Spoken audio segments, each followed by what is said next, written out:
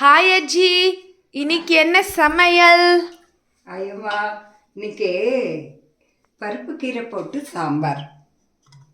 பார்க்கவே ரொம்ப நல்லா இருக்கே. கத்திரிக்காய் பொரியல்.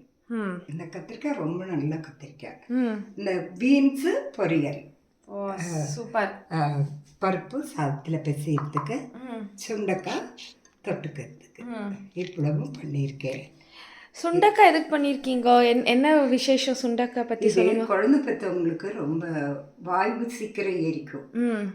அப்படி இருக்கும்போது இந்த சுண்டைக்காய் சாப்பிட்டா வயிற்றில் இருக்கக்கூடிய பூச்சிகள்லாம் செத்து போகும். வயிறில் இருக்கக்கூடிய அந்த புண்ணெல்லாம் ஆற்றும். அதனால் பிள்ளை பெற்றவங்களுக்கு தினமே நாங்கள் சுண்டைக்காய் கொடுப்போம். வெறுமனையாக இருக்கிறவங்க வாரத்துக்கு ஒரு தரமாவது சுண்டைக்காய் சேர்த்துண்டா பூச்சி எல்லாம் போயிடும். அதில் இருக்கிற கசப்பை பொறுத்துட்டு அந்த சாப்பிடணும். நீங்கள் சுண்டை என்னென்ன பண்ணலாம்? சுண்டைக்காயில் வறுத்து போட்டு மிளகு குழம்பு பண்ணலாம்.